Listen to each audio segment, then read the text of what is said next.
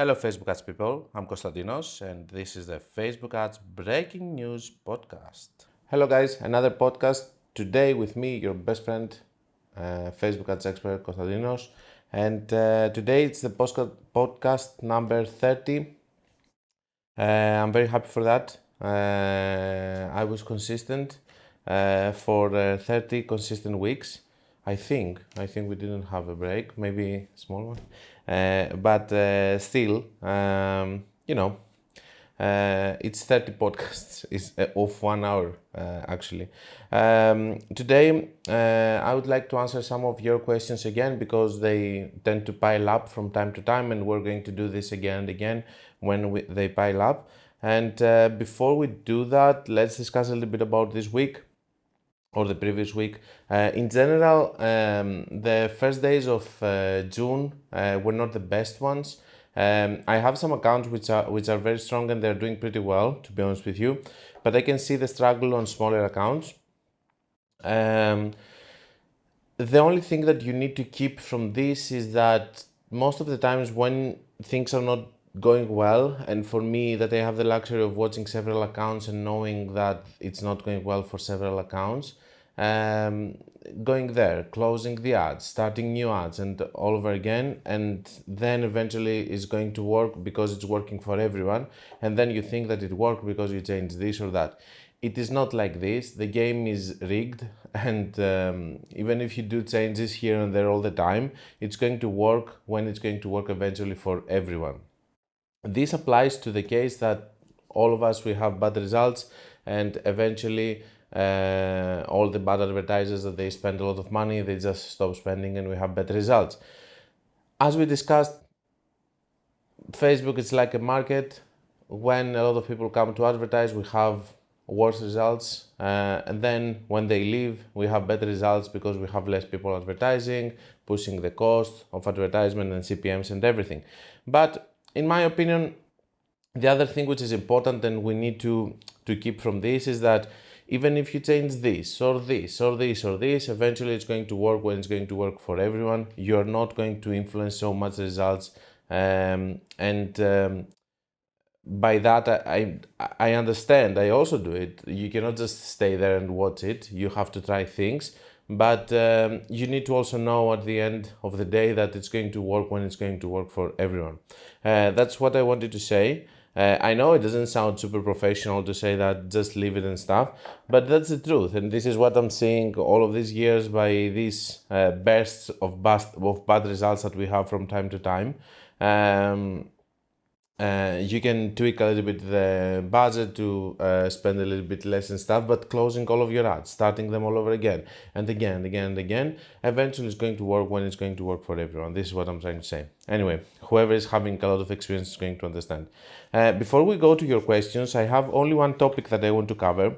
I want you to see this pretty screen over here. It's a test that one of my friends have done.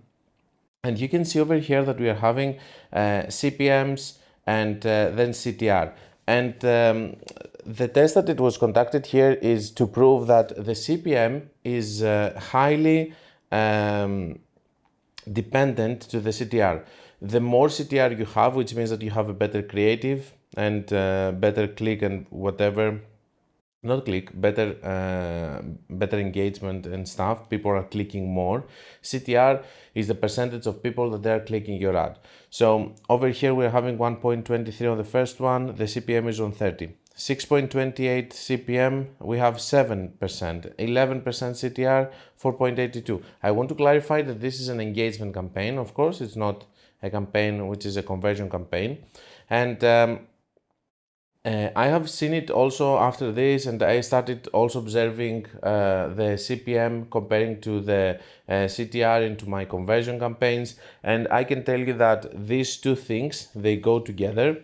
And it's the next thing that we say about the Facebook ads future, that most probably you will need very good creatives. Why? We go into a consolidation period with Facebook that we have the Advantage Plus, which is already working. So it's an established situation that we will have one preset campaign with no targeting, whatever. We have Facebook that wants to do more and more steps on making the platform like the Advantage Plus targeting. Now everything is being called Advantage Plus. When they don't want you to touch anything, it's called Advantage Plus. The CBO campaigns now, they have Advantage Plus campaign budget optimization, Advantage Plus optimization, which is CBO campaigns, and so on.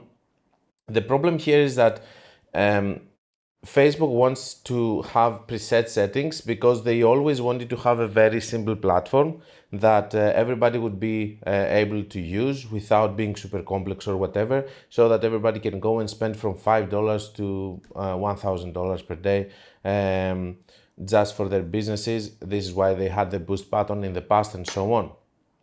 Now, that being said, over here we have a situation that they are making the platform more and more consolidated in terms of having just one campaign, which is the Advantage Plus, and they were also proposing having one ad set with all of the spend and stuff. We don't propose that. We think that you should have, even if you have an Advantage Plus, you should have several Advantage Plus campaigns. But the game is transitioning more to the copy and to the creative, especially after the AI is now coming and all of that. And it's not going to be played in the targeting or the strategies that you're going to do. So it's going to be whoever is having the best creative, whoever is having the best AI, I guess, in the future in order to find the best targeting and whatever, and whoever has the best copy. And because of that reason, I like to analyze more and more the copies. This is why I have the video about the pain point method and how it's going to help you to have more copies and more creatives for you, so that you can find the best one. But for sure, we're going into a visual platform like Facebook and Instagram. We go into an era that we're going to have more and more the creative to be the most important thing, because everything else it would just be boom. Do an Advantage Plus, just toss all of the creatives inside there.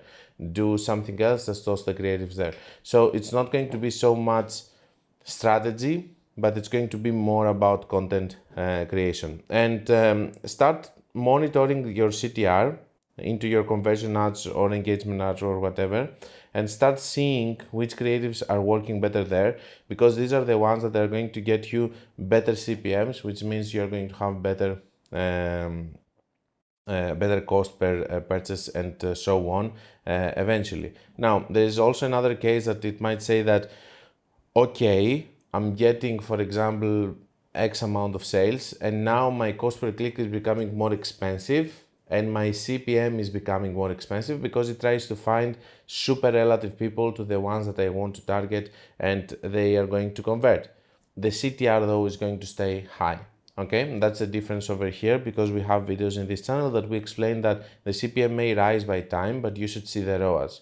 And again, you should see the ROAS, but you should also monitor if your creative is good or bad in terms of giving you low cost traffic, and then you have better chances of having better ROAS. That's all about this. Let's go straight away to your questions, because there are many. First of all, let's go to Alex.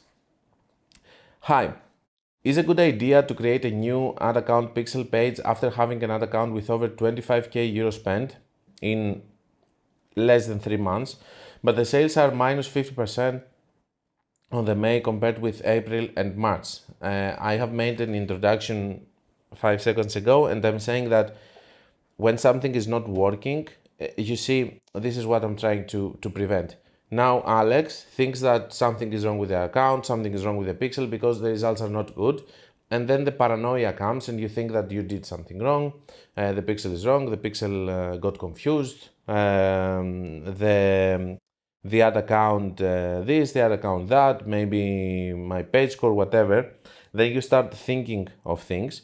You say, it says here, all metrics went up with a 50% on CPC, CPM, and from a CTR of 4% to 0.8%. I think I should make a fresh start with the same products but new pixel, ad account page. I don't know what happened with account mentioned after 11th May. Everything was down. Any suggestions? I'm not saying that you should wait for months until something is going to work, but what I'm saying here is that you should not go into the paranoia level of thinking that, okay, now I should change account, I should change pixel and stuff. These are very drastic measures that we don't take that easily. I think you should keep trying with what you have right now, and you should take it. You should take it from there. Do relaunches, try other things, and everything. And eventually, when the days are going to be better for the Facebook ads, then it's going to work better also for you. I don't believe that if you go into a new ad account, you're going to have better results with the same product or with a new pixel, because Facebook is favoring a lot the accounts that they have some good spend. 25k spend is not a very big spend, okay, but still Facebook is favoring other accounts that they have some history, okay, that they don't have rejected ads, they have some spend and all of that. And in my opinion, over here, you need to keep trying in that. Also start thinking, have I changed something to my funnel? Have I changed something to my pricing, to whatever, okay? Because a lot of times when you change things there, it can also impact it a lot, and it's better to go to your previous thing that you were doing in order to continue having sales. Then he's saying, I'm thinking also turning off everything and starting again, increasing budget day by day as I first started with this account. So basically what we're seeing from the second message, because from the first message I can understand that he's trying, he's doing things and that, and nothing is working anymore. From the second message I understand that he's leaving the ads as they are and he's trying to see if they're going to work, which is fine for a period of time of 1 week or maybe 2 weeks, but not for a month. I wouldn't stay on the same things for a month. And what I said earlier is that you should wait, you should be patient and stuff, but if things are not working in 15 days, for example, again, then you have to go and you have to see what you are going to do, because that means that something is wrong. Also, your ad account here is new, because you tell me that you spent 25k in less than 3 months. I don't believe with 25k for 3 months, it means that you don't have a very strong pixel, yes. So in my opinion, over here, you're not having an account which is operating for years and then you just have 15 days. Over there, I would leave it also for 30 days. Fine, maybe it's going to work later. But instead of losing all of my momentum and my scaling and stuff. But in your case over here, we're talking about a pixel that is not super trained. So after 10-15 days, I would just drop everything and start all over again, or just keep only the campaigns that they're doing well, or starting gradually closing campaigns that they're not doing well and actually replacing them with other new ones and keeping the ones that they do better, because maybe you will have 1 or 2 campaigns that are going to work, and when they're going to work, they're going to revitalize the whole ad account, and the other campaigns are also going to work, and so on. So it's up to you. I think that now, to the point that you are already 1 month inside this, I would turn everything and I would start all over again, but not in a new ad account, because you already have an ad account which has data and history, and it's better always on these other accounts. Then he says, that's what I want to say, starting with new campaigns and finding winning ads as creatives day by day. As I started currently, campaign are not dribbling any satisfying results. Also, on which period of time do you use when make decisions about your ads? I have ads with 3.5 ROAS on maximum period, but with no sales on last 7 days. Okay, very good topic also. So there's no point for you to keep the ads after 7 days. Because the attribution setting that you're using into your ad set level, if this is the 7 days. So what's the point of having maximum results of 3.5 ROAS and 0 ROAS on the last 7 days? Nothing. It doesn't have any data to continue optimizing. So you have to close it, you have to relaunch it and try all over again. Of course, relaunch it because it was having good results. What is it going to happen if you continue like this?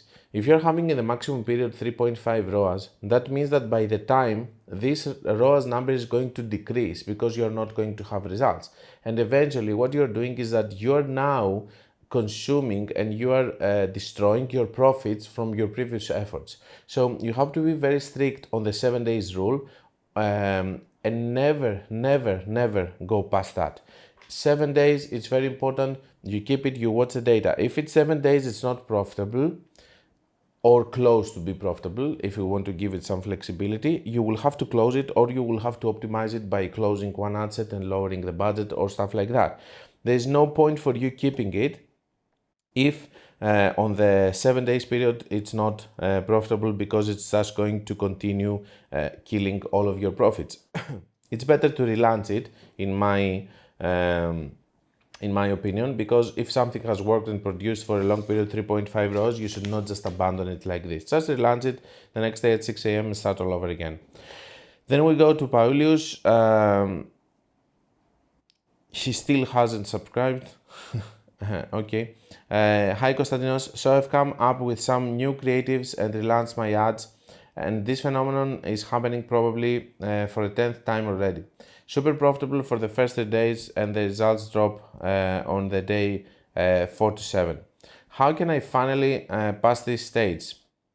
I've checked the competition on Ads Library in the country where I'm advertising, and there is none. The product itself is good. People even send me emails telling me how it helps with their pain. The product is for pain relief. However, I'm struggling to get any consistency whatsoever. I do remember I was struggling with my previous brand in the same way, but then after generating around 100 sales, I've launched some lookalikes and the product somehow immediately popped. I was doing 10k a day within 1 week with lookalikes. Right now I have around 100k 3-second video views. We don't care about video views. And 150 sales. You don't have a lot of sales. Maybe in 2016, if you had 100 sales, it was enough, but now it's not. But haven't tried LLAs yet. What's your advice? Thank you. Overall, I'm in a slight profit and I'm doing sales consistently on a daily basis. So we have mentioned a lot of times that when you have new pixels, and yes, with 150 sales, your pixel is new. When you're having a new pixel, it's going to be inconsistent, and you're not going to have the results that you're having with the trained pixels. With a trained pixel, I'm having videos in the channel. I don't remember now all the titles that I explain it about new pixels. That this is something that's going to happen again and again and again, and the whole thing that you're trying to find initially is consistency. What do I mean by that? In a new pixel, initially at the campaign, when the campaign starts in the first 24-48 hours, you are getting a boost from Facebook anyway. Facebook is giving you better quality traffic because they want you to have some initial data so that you can continue optimizing and get these results, because Facebook, as we said, it's working like this. It's getting a sale. It's Konstantinos finding a similar person like Konstantinos and so on. So initially Facebook is giving you good quality traffic. Yes, Facebook can do that. It can really understand who is going to convert or not and gives you this kind of quality traffic in the first 24 hours so that you can get the initial push, get some events for your optimization event, which is a purchase, and then continue your own. This is happening with the help of the pixel. The pixel is giving the direction insight in which audience it should go, it should invite people. If your pixel has zero data, then it goes just randomly. The more data it gets, the more it fixes the ideal avatar of the clients. But this still, it's not going to influence the first days, because the first days you're going to get easy sales, the good quality traffic. What is the problem? If your pixel is not trained enough after the second, third, fourth day, then you're going to have a problem, because your pixel, after the initial sales, is not going to be able to continue having sales in the same pace because it doesn't have enough data. If your pixel has enough data with the initial push from Facebook, then it's going to continue producing these results. What is your goal here? Your goal here is to have a pixel which is going to have consistency in the results. What does it mean? I don't care if you have 5 sales on Monday and then 0 sales on Tuesday, 0 sales on Wednesday, 1 sale on Thursday, 0 sales on Friday, 0 sales on Saturday. I don't like that, because at the end of the day, on these 6 days, you had 6 sales. What do we care about? And I would love it more to see in a pixel is 1 sale on Monday, 1 sale on Tuesday, 1 sale on Wednesday, and so on. So consistency is very important initially for the pixels. If you're not having consistency, you need to do relaunches all the time. This is why we're doing relaunches in other accounts, especially new ones, but also in old ones, because when you have good results, then you need to also not forget about this campaign, just relaunch it to have, again, good results. And we're doing it all the time with the pixels that are new and new campaigns, because they have some initial success and then it dies. It's very typical and it happens all the time. Now, 100 sales in the past, maybe it has been a lot to start doing lookalikes. I agree, and I was doing it, but also back in the time 1% lookalikes were also working, and now they don't. So we are in a new period that we need much more data because we lost a lot of data from the iOS. The other thing, 150 sales are not enough in my opinion, but it really depends on the niche.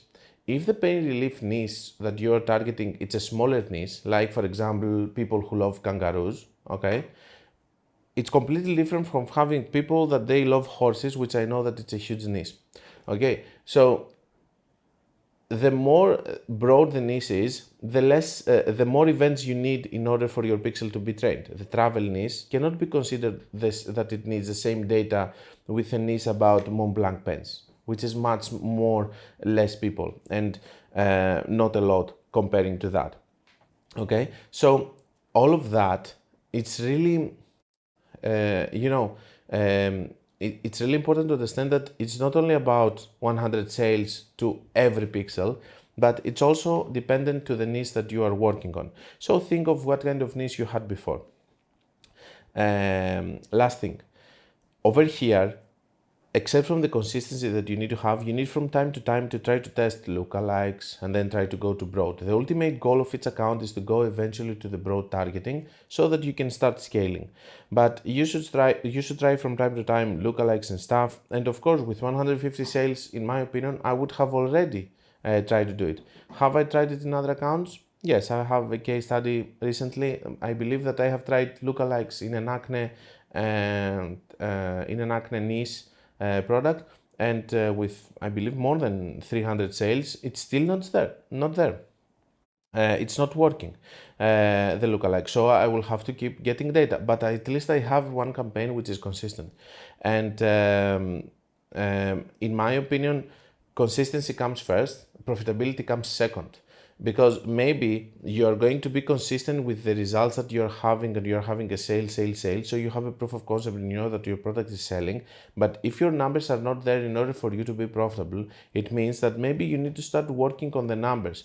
Because if you're having consistent results in the Facebook platform, if you see that people are sending you good messages and stuff, and then you do the math and the break-even ROAS is not there, you're not making money and so on, maybe it means that, okay, Facebook is giving me a threshold, which is going to improve a little bit by improving my pixel in terms of the results, and that's going to have in the CPM and everything. It's going to improve, and the cost per purchase and the ROAS.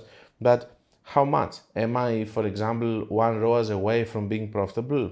Maybe it's not going to be improved by the pixel. Am I 0.2 ROAS or just breaking even? And I'm trying to have more sales and stuff. Yes, you are in a good path. But if you're one ROAS away, maybe you need to start working also in your numbers in order to, make it more friendly for Facebook advertisement, because Facebook is an expensive platform. These are the things that you need to watch in general about that. I don't think that I told you all of that in the message that I replied. By the way, for all the comments I'm replying also, but I cannot just reply what I said here for the past 10 minutes. Thanks. It is okay to have 4 or 5 creatives added one ad set, or is it better to split them up between each ad sets? I like to use 4 or 5 ads inside an ad set. I like also dynamic ads to test.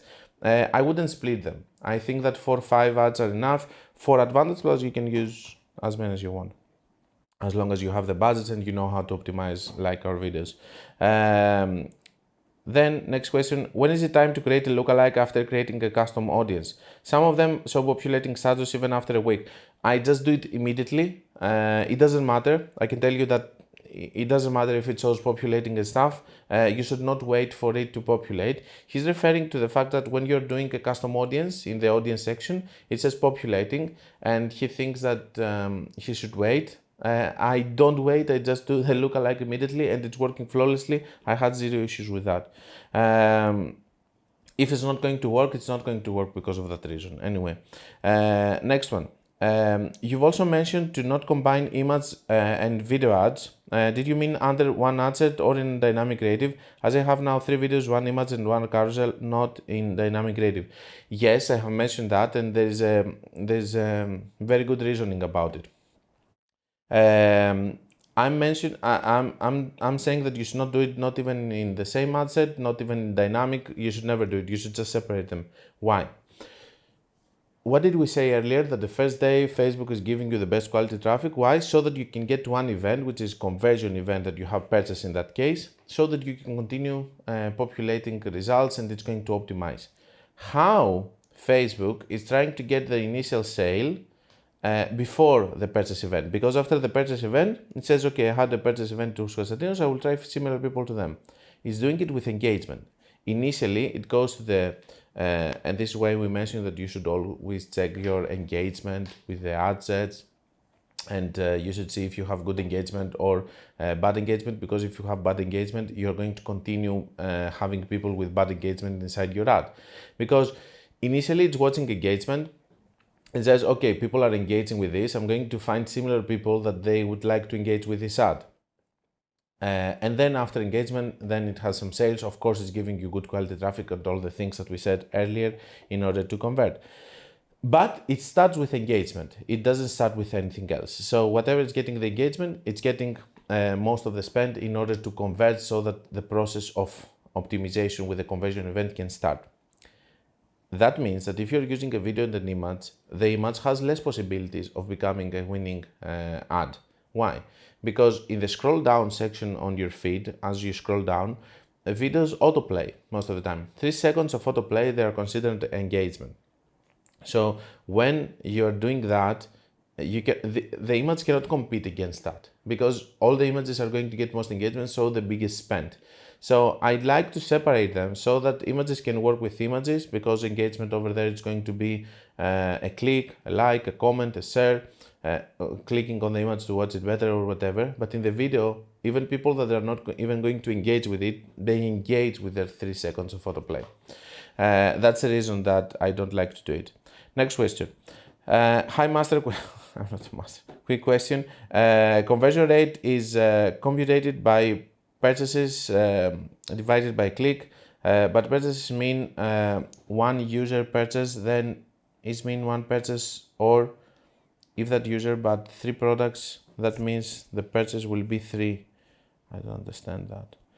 Conversion rate is computed by purchase click, but purchases mean one user purchase, then it mean one purchase, or if that user buys okay, you have a lot of spelling mistakes here, which is making it difficult. If that user buys, you mean 3 products, that means that the purchases will be 3. The purchase event that you are seeing on the columns, it's not a unique purchase event. So we need to say, so if someone goes there and buys 5 times, 5 different t-shirts on Monday, Tuesday, Wednesday, it's going to be 5 purchases. It's not going to define it as one purchase from one person. Unique, whatever it says unique, this is what it calculates, only one people. For example, or one ID or one account on Facebook. When you have unique link clicks and you see 13 clicks from one person, 13 clicks, you are going to see one unique link click. So unique is for unique users. Purchases are not unique, and they shouldn't be unique, because we don't care about, unless if they were going to calculate all the sales in one and we could see the ROAS, but this would make things complicated. So 5 different sales, fine. 5 different sales, they're going to be there. It's going to be from the same person. It doesn't matter, because we still want to calculate the ROAS that we're going to have from that. Next question from Kostas, my fellow friend from Greece. Hello team, any ideas on how to promote products that we want to get more sales for them in supermarkets? Currently I'm focusing on reach and video campaigns, but I'm not sure if it is the right option. Also, the tracking on this case is difficult, so I'm not sure if the reach and video campaigns perform well. First of all, if you want to sell, for example, a snack bar, for example, okay, we say, and you want people to see it so that they can go to the supermarket and buy it, welcome to the world of TV. TV is doing that every day. When you're watching Chips, you don't have the option to click on the TV over there and go and buy. You're just watching them as an engagement ad. Basically, the TV is showing engagement ads and reach ads to reach a lot of people, awareness, brand awareness, and all of that. This is what the television is doing, and it's working flawlessly. So, of course, you are not going to be able to measure it, but you need to do engagement campaigns. Of course, you need to do engagement campaigns and reach campaigns so that more and more people can know about the product and inform them where they are going to find it. In cases for the television, when you see a snack bar or some chips, you know that you can find it on the supermarket. But as you will see, when a lot of times when they do this kind of campaigns with other products that you don't know, they tell you that you can find this here and here and here. So don't forget into your ad to just inform them where they can find the product, which is very important. And no, you will never be able to measure it. But the only way and the only possible way that I see of doing that job is with engagement campaigns. Now, you might tell me that the television is completely different because it is different. Okay, if you go out on TV, everybody knows you, and the moment that you do an advertisement on TV, this is why it's so expensive. A lot of people see it, so yes, something that it can work as an engagement campaign. Can it work with Facebook? The answer is no. If you're spending $10 per day, it's not going to work.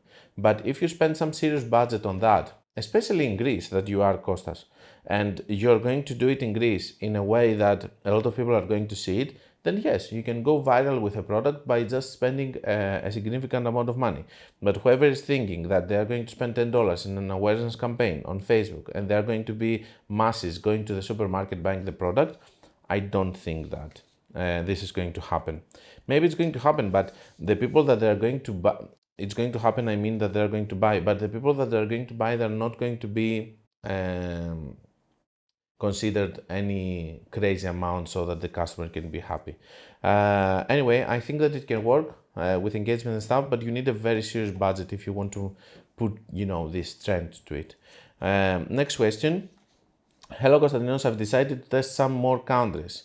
And after adding US, Canada, Australia, etc. to the list, the total audience size ranges from 20 to 120 million. Would that be too broad, and should I consider narrowing down? These same interests performed well in UK, but the size was 3 to 5 million in one country. Now, I wouldn't group this specific group together. First of all, I would like to have, and this is going to answer also to the next question that says, so basically you are saying that separate campaigns separated by countries with smaller audience range, each will outperform one large campaign or ad set with many countries stuck together. I'm not saying that it's going to outperform. I'm saying that it's going to help you define if you're having good sales in a country or not, because the moment you're going to blend United States, Canada, Australia together, and maybe United Kingdom, the moment you will do that, all the spend is going to go on United States. So we have some technical problems with this decision over here. First of all, in United States, you should do it separately, okay? Because it's a huge market, and you, like everything, when you do Facebook ads and you have a very broad audience or a very broad country, Facebook is going to spend more money there. Now, there is one small exception to that, which is about accounts that they spend 50 or 60K. If you are doing that, Dennis, I can tell you that you can group all over all the world together, and it's going to spend in a lot of countries. I have done it. But if you don't spend 50K per day, for example, or a very big amount of money, you should not group these countries together. In smaller accounts that you're spending 100, 1000, 2000 per day, you should group them differently because you're not going to test enough the other countries. And if they're converting or not, and maybe you're going to find a hot pocket in Australia. Why lose that hot pocket? Maybe it's going to be $500 from your $2,000 per day. Why not, if it's profitable? So United States should go alone because it's a huge country, and if you don't do it, it's going to be an issue. Canada, it can go with United States. It's a significant, but you need to have again some good spending for that, and also monitor it in order to understand if it's spending in both. Sometimes it doesn't, and focus only on United States. Australia, it's a completely different time zone. So if you group together United States, Canada, and Australia, the prime time of Australia is going to be completely different from the prime hours of United States. So the budget is going to reset in the hour that you have it onto your ad account, and then after the reset, it's going to be difficult, to spend in the good hours of Australia and the good hours of United States, except from the fact that United States is going to take most of the budget. Except from that, you're going to have an issue in terms of when it's resetting, when are you optimizing your ads, when the budget is going to reset. So the time zones are also important because they are helping you to optimize at 6 a.m. In the next morning. It's going to reset just after the prime hours, and then you're having all of this kind of effect, which is very important. And then we have another thing, which is languages and stuff, which applies to Europe, that you're not mentioning Europe here. But if we're talking about these countries over here only, the most important thing is that the biggest one, the USA, is going to take all the budget.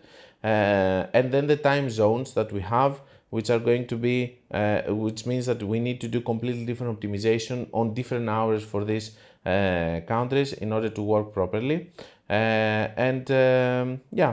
So in this case, I would do United States alone, Australia alone, and United Kingdom alone. You can group United States with Canada if you want, because they're in the same time zone. But I would be careful a little bit in terms of seeing if United States is taking all the budget. And if that's the case, I would do a different campaign with Canada also, just to test it properly. Next question.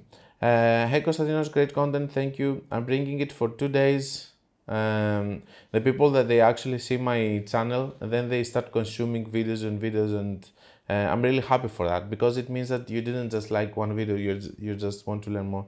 I have a question. You talked about a strong pixel. I'm running an older but smaller ad account. There have not been a lot of conversion, total of 100 purchases in the past 5 months. Would you consider this strong enough to target really broad audiences? No. Or do you suggest to first target more specific relevant audiences and try to get more purchases from those so I can teach the pixel? I totally agree about the second scale. I think you should go with more sales, but as I said earlier, it's really dependent on what you are doing. Another example, if we're talking about people that they if your niche is, for example, you have parts for Rolex watches, for the people that they have Rolex and they would like, or you polish Rolex watches or something, whatever, just a stupid example. This is much smaller niche. Not a lot of people in the world own Rolex, comparing to people that they own a Casio, for example, which is now relevant after what happened with Piqué and Shakira, I guess. With Casio, more people they have a Casio, so over there you have such a higher reach. On the other, it's much more less people. So if you have, let's say, 1,000 sales from this Rolex category over here, it's completely different of having 1,000 sales with the Casio, because over there it's just going to be a drop in the ocean. But with the 1,000 people with the Rolex thing, it's going to be much more powerful. So it really depends on how broad your niche is in order to train your pixel there. The other thing is that we're talking about they have past 5 months. Past 5 months, it's okay for 100 purchases, but I'm a little bit worried that you're not in the pace of actually having good sales. So I would consider also this problematic in terms of training the pixel, because it's completely different of having 100 sales in 2 months and completely different of having 100 sales in the past 5 months. So you need to also do it in a very good pace so that you can continue keeping it relevant. Now, hello and thanks for the... and no, you should not do lookalikes yet. You can try if you want, nobody tells you not to, but if they fail, just try to find other ways of getting more and more purchases in order to get closer to the lookalikes and then closer to the broad. Then, hello and thanks for the banker content. Thank you. I'm dropshipping and testing a lot. What are your thoughts about general stores? How do you deal with the pixel? Do you have one pixel per product, and what apps do you use? Thanks a lot. First of all, I don't like dropshipping, just so you know. The thing is that I don't like dropshipping because you need to do several things that are against optimization in Facebook in order to be successful with dropshipping. And one of the things is this: having a general store just to test products and what kind of pixel you're going to have inside. It's totally against the way that we work with Facebook. Um, uh, what I would do if I was a dropshipper, I would have a general store with a general pixel, and you can do nothing about it because you cannot train a pixel for testing purposes.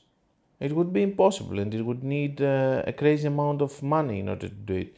You're not When you're testing products in a dropshipping store, you're not relying into the pixel to find you sales, but you're relying in the in the trends and see if the product is going to sell. This is how I would evaluate if a product is good to move into one item store. But yeah, I would do Advantage Plus campaigns with a lot of products inside and just try to see if something is going to work well and take it from there. Nothing else. Next question. Thank you for the info. I rarely work with new accounts, so it's good hearing your perspective on it. One question. When using CBO and dynamic ads, how many ad sets would you then put within it while testing and on a brand new ad account? And do you try to have similar size audiences to avoid having CBO spend on one ad set with the biggest potential audience? Yeah, as I said earlier, I'm not the kind of person that I'm putting bigger audiences with smaller audiences because Facebook tends to spend more to that, the same as we do with the countries that I mentioned earlier. Because it's easier for Facebook to do it. So in a CBO campaign, all my audiences are similar, and of course never a broad and then an interest. It's always the same interest, or all of them broad with a crazy method and so on. I also don't work with new ad accounts, to be honest with you. There are rare cases that I take some projects if I like the project, or the person has the money to support several months of until training the pixel and becoming profitable and everything. Dynamic ads, I like dynamic ads with CBO. Now, about the number of ad sets, initially, when you have a brand new ad account, what I would do is that I would run some campaigns. Let's say that you do 100 with 5 ad sets. It's the standard that you do. For example, $20 cost per purchase, depending on what you have also to sell, but I would start like this. And then I would see, am I getting very high cost per purchase? For example, am I getting 60, 70? Then I would try to adapt the number of my ad sets to my average cost per purchase that I'm getting. And always do that. Try to adapt it so that I can have a CBO, have a little bit of competition between the ad sets, but not asking something which is super crazy like a $5 cost per purchase in a daily level. Another thing that I would do in your accounts, I would go straight away to Advanced Plus to see if it's working. But most of the times it's not working because it's a broad targeting. So you have to go with completely other ways that they are more, that are more starter pack. Like interests and then lookalikes and so on. So the way that I would do it is that I would define the average cost per purchase after some initial testing with some ads. Then I would see how many ad sets I would put there, and I will always try to improve that, or even go and optimize just one ad set for a period to sit there, get consistent sales, and then try to see how am I going to expand it with crazy method and with lookalikes. Next question. We have Alexandre. Since if you add an ad in a working CBO, it is not getting much spent, it should not disturb it much, right? So he's referring to a video that I made that I'm saying that when you have a working CBO and it has already been optimized and you have your ads over there and it's working, you should not go and you should not add you should not go and you should not add more ads inside there, because the budget has already been decided where it's going to be spent, and you should not put more elements there because they're not going to spend enough. But I really like this question, to be honest with you, because at least it has some technical background. I don't know if you did it by luck, but your way of processing of thinking, it's good. And if you're starting now with Facebook ads, I can tell that if you continue, you're going to become good because you have a very clear path of thinking about Facebook ads. And I like the creativity behind this question. And you say here,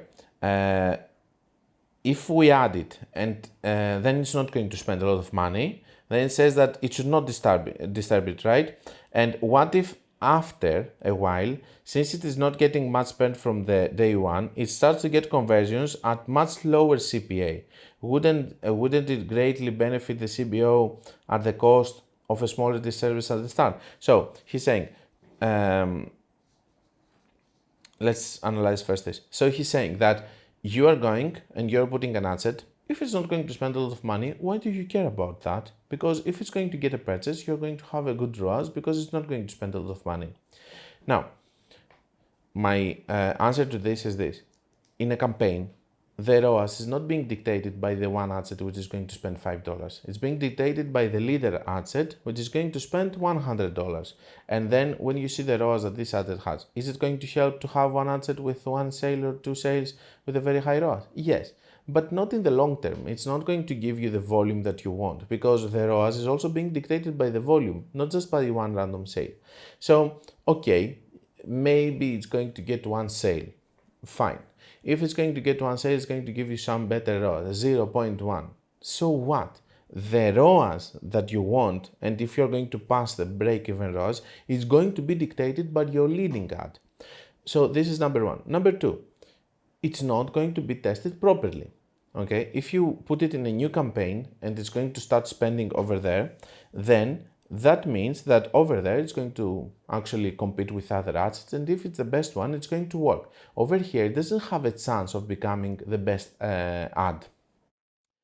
I have seen one or two cases which are very rare, when you see the leading ad just stopping working and then another one is just becoming the leading ad on top of it, but it's super rare. I have seen just twice, and I was actually amazed that I have seen it. This is why I'm not even mentioning it. That's my point that, okay, even if it gets a sale and you have some good ROAS, you're not having the volume in order to consider it a good campaign. And now you might say that you can do it with a lot of things and stuff, but it's not going to work like this. Now, let's say you tested a new ad in another CBO, probably with a smaller budget, and you found out it was really good. So you're not testing it anymore. You are sure it's a good creative. Would you add it in a working CBO campaign? No, for the reasons that I told you. If I knew that it's a working ad, I would do it in a new campaign and I would try to scale the account. Because you need also the volume. It's not only about the ROAS. I don't care if you have, if you show me a print screen and you spend $100 and you have 120 ROAS. But I care if you show me that you spend 100K and you have 50 ROAS. I would care about that. It would be very interesting because it shows consistency and shows that also in volume you are getting these results. Maybe you're going to wake up now and you're going to see that you spend 30 cents in an ad and you have 1000 ROAS. Okay, and you take a print screen and you show that you have 1000 ROAS. I don't care just seeing the ROAS, I care also seeing the spend. This is why you see on my videos that I'm not just showing ROAS, I'm showing also the spend that I had in order to get this ROAS. I told you, you can wake up and you can spend 50 cents and you can have just a random sale with 1000 ROAS. It doesn't matter. Next one. He's asking me about, I have a case study from the past, which is how I scaled an account in 1 month from 20K 20K revenue to 400K revenue in just a month. This happened before iOS, by the way. He's asking me, does it still work today? I used to scale horizontally duplicating gadgets, but I never played much with attribution model or bidding strategies. He's talking about manual bidding, where I'm doing value optimization, and then I'm doing one-day attribution setting. And you can see my videos about MOB. It's working in several accounts, especially in Europe. It's working well, but it's not working in all accounts, and it's not something that you can rely on, and it needs super technical knowledge in order to do it. But when it's working, it's paying off really well. Let's go to the next one. If you're spending 50K, this is from Davis again. If you're spending 50K or more per ad account and you have multiple ad accounts spending this kind of high budget, surely your account's ads will compete and bid with against each other, right? So basically he's saying that if you have one ad account and you do another ad account and you run ads, because most probably he's referring to a video that I did about running ads with multiple ad accounts. A lot of times I'm hitting the hidden spending limit of ad accounts, which is 30K per day or 50K per day. And I have to do another ad account in order to spend more if I see that I can scale more. And he's asking me if they're going to compete with each other. I'm going to reply in the same way that I'm replying always when we talk about competing with our ads. And the answer is I don't care if we compete with our ads as long as the ROAS is there and the growth is there. And then it says, and I did a test for duplicate campaigns with the same ad account, and every time the performance of both campaigns decline when they run alongside each other. So, but I have never run duplicate campaigns with different ad accounts. Maybe I'll do a test and report back.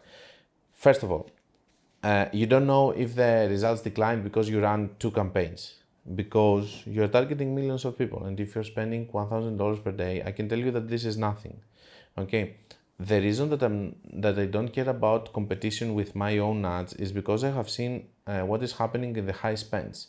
So when I'm spending 1,000, my perception about the reality is completely different from yours if you haven't spent 50K or 100K per day in one ad account. So this is thing number one. Thing number two, I can sense from the way that you are writing this that you already believe on that. You already believe that you're competing with your ads. This is a very good excuse. And for example, here, in your example here, you don't say that maybe my account cannot scale more. Because if you spend $200 in one campaign and you duplicate it and you run another $200 with the same campaign, why do you blame that they're competing with each other when you're spending $400 per day, which is a drop in the ocean? Because you want to blame someone and something, the competition of the ads. Why don't you say that your ad account cannot scale more? It cannot scale more. For example, why? Are you doing other campaigns that are doing so well? I don't believe in the competition as long as the ROAS is there, okay? And especially with smaller numbers. When we're talking about spending, and I don't know your numbers, maybe you're referring to big numbers, but especially when you're scaling and you are going from 1,000 spend to $2,000, $3,000 per spend, this is insignificant. Going an ad account from 20K spending to 100K, if the product and everything is well, it's nothing. It's nothing. Going from 100K to 250K per month, it is something. And 250K to 1 million, it's difficult without the support of other channels, of blah, blah, and all of that, and without having exceptionally good numbers that they can accept lower ROAS and so on. So no, there's no competition when you're spending small amounts of money and stuff, which I don't know how much you're spending, but the reason that these two campaigns, they didn't work together as a whole, it's not because they were competing with each other. This is total BS. And it's really pissing me off when I hear about competing with each other, because we're talking about $1 trillion industry, which is the e-commerce, or quadrillion, I don't know, whatever, and we're talking about millions of people. I cannot understand how you can say that you're competing with each other when you're spending $300 in one campaign and $300 in another campaign. With what? With the 5, 10, 200, 500 people that are going to see the same ad from the two campaigns. Is this competition when we're talking about millions? This is nothing. Nothing. Anyway, first 13 campaigns this month vs the last 13 days last month has been a huge drop off in sales. Yesterday I had 0 sales, today just 1 at 50. I've added a few more creative to test, but seems Facebook still heavily favoring a couple it was doing previously. It's very frustrating to see sales to go decent to just about nothing in the last 4 or 5 days now. I'm not sure what to do. Do you think it would be wise to turn off advanced and try the modest fashion targeted again? I am honestly not sure what to do. So he's having the same effect. Untrained pixel, not a good period on Facebook ads. Exceptionally, not exceptionally good period. It's not bad, and he's having this effect that he's blaming his ads and stuff. The things that we explained earlier. You should try to relaunch whatever it was working first of all, and you should not touch your ad so many times. What I mean by that, if you have something working, and I know that you have a limit of $50 spending per day, you should not spend more than that. You cannot spend more than that. And since you cannot spend more than that, you should go and you should put one campaign which is working. Whenever it's not working, duplicate it and run it all over again. Don't try other things. You don't have the budget for it. You have just $50. So there's no point for you to try other things. And just try to go back to whatever it was working. And when you're going to have the lift on the spending, then you can test more things. Next question. And also we have this effect that I explained to you that with the new pixels, this is happening all the time. You're going to have inconsistency in your results. The first days are going to be good, then it's going to die. Relaunch it. Don't try other things all the time because it's going to make you stall and you're not going to have the results that you want as fast as you want. Last question. I have a question. If you duplicate ads that are performing well, do I need to turn off the ones that are performing bad? Duplicate ads that... Oh, I see. So he's referring to having one campaign. I'm having one campaign which is working very well, and then I'm duplicating the campaign and having a new campaign. Should I turn off the other ads that didn't do well? You can either use the crazy method in order to focus just in one ad that it was working.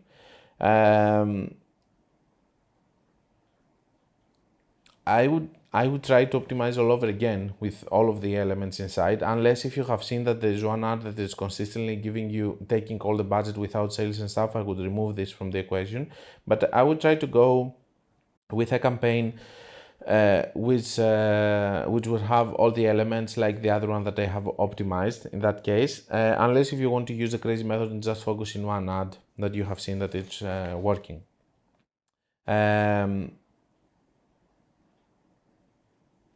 Yeah. Next one.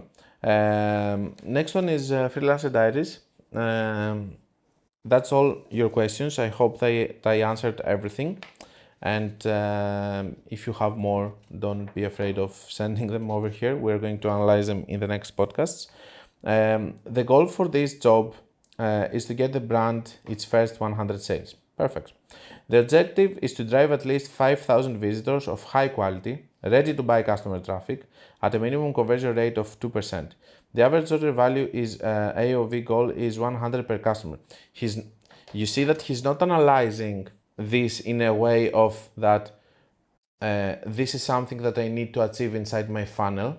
He's analyzing it in a way that this is the responsibility of the Facebook ad to do. So if somebody sends a traffic to him that has less than 2% conversion rate and the average order value that some customers are going to spend is less than 100 and spend 50, for example, then it's a fault of Facebook, not of his funnel. Your task will be to deliver high quality ads, increase the brand's website traffic and awareness, and finally convert online customer leads to sales with current and upcoming content. Your goal is to bring all this together to build up the brand's following, create new and returning customers, increase the ROAS, and ultimately generate revenue for the brand over the next 1 to 3 months. We just experienced a person that is clueless from e-commerce because she thinks that whatever you do with the ads is going to influence the results inside your funnel. What if your funnel is shit and it's not converting and you're having very bad pricing? Okay, maybe I want to sell something in a very high price and I'm out of the market. What about all of that, guys? When you're creating an e-commerce, it's not only about the Facebook ads that you're going to do, and if you're good with Facebook ads, it's going to work. It's also about the numbers that you have, the funnels, and everything. It's like a chain of things that you need to do properly in order to complete the circle. So over here, don't be that person that thinks that Facebook is the only solution to your problems, because Facebook is just the intermediate. It's just going to connect with the best quality traffic that it can, based on the pixel and how trained it is, the people with your product, the people that they come from a social media platform to your landing page. They have to convert there. They are not converting within Facebook. Facebook is not deciding who is the better to convert in this landing page. Okay, Facebook is deciding who is the better to go in this landing page, and then after that it's up to the landing page if it's going to convert it or not. It's your funnel. That's all I wanted to say about this freelancer diaries. By the way, this was a job on Upwork, which I didn't bid, of course, because this guy most probably is crazy.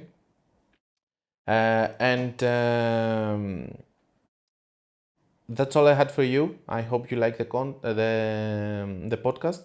And I'm seeing that a lot of times when I do podcasts about questions and stuff, you really enjoy them, you're watching them, and I will see your questions in the channel. Don't forget to subscribe and like if you want, and follow the podcast, whatever that may be, and I will see you in the next one.